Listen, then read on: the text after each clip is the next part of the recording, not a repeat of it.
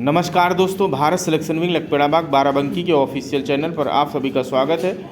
Dictation Ramdhari Gupta पत्रिका 2 प्रतिलेखन संख्या 25 स्पीड 80 स्टार्ट होगा 5 सेकंड बाद।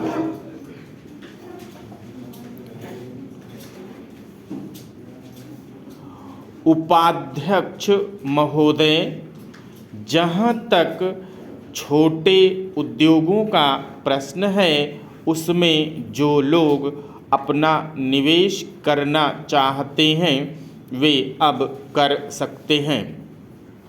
पहले वह 35 लाख रुपए से 60 लाख रुपए किया गया था और अब उसको 45 लाख से 75 लाख तक कर दिया गया है। अब कोई इस सीमा तक निवेश करना चाहता है तो उसको छूट दी गई है। इसलिए कोई भी आदमी अब 6.5 लाख रुपए तक का काम बड़ी आसानी से कर सकता है। हमारी इस नई औद्योगिक नीति से निराशा का वातावरण बनने वाला नहीं है। अभी एक साहब सरकारी उपक्रमों की बात कर रहे थे। अगर आप सरकारी उपक्रमों को देखें तो आपको पता चलेगा कि उसमें भी लाभ हो रहा है। आपको यह जानकर आश्चर्य होगा कि ये संस्थाएं 5 लाख लोगों को रोजगार देती हैं। हमारे सार्वजनिक क्षेत्र में इतने लोग काम करते हैं। पिछले वर्ष में इनमें 100 करोड़ रुपया लगा था और 2001-2002 में यह 120 करोड़ रुपया हो गया है। इसका नतीजा यह होगा कि अगले साल में 20% की बढ़ोतरी हो जाएगी। इस तरह से हमारे सार्वजनिक क्षेत्र उपक्रमों में किसी तरह की हानि होने वाली नहीं है। यह अवश्य है कि हमारे और सार्वजनिक उपक्रम हैं उनमें कहीं पर अनुशासनहीनता की वजह से, कहीं पर लगन की कमी होने की वजह से, दक्षता न होने की वजह से, श्रमिक समस्याओं की वजह से कुछ कठिनाइयाँ हो सकती हैं।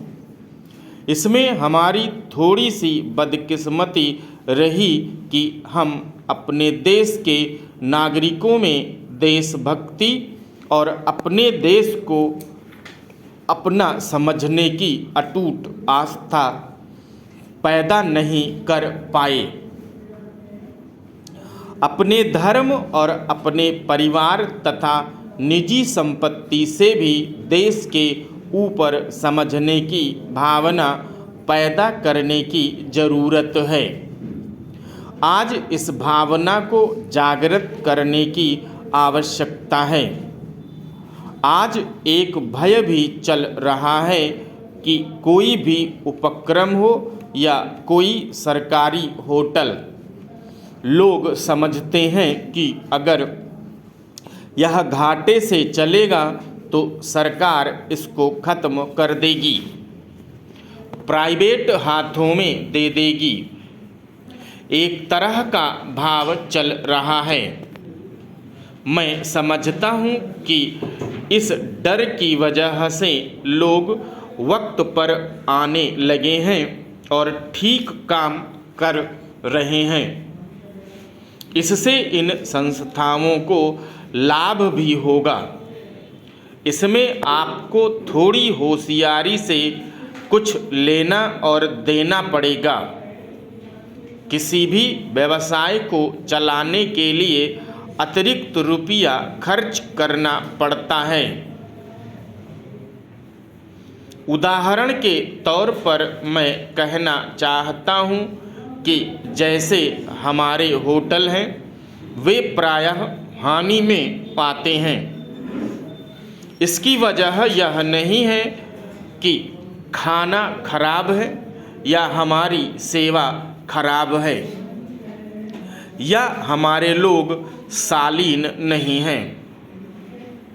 हमारे लोग अच्छे से अच्छे हैं, लेकिन हमारा अत्यधिक खर्च दूसरी चीज़ों पर होता है।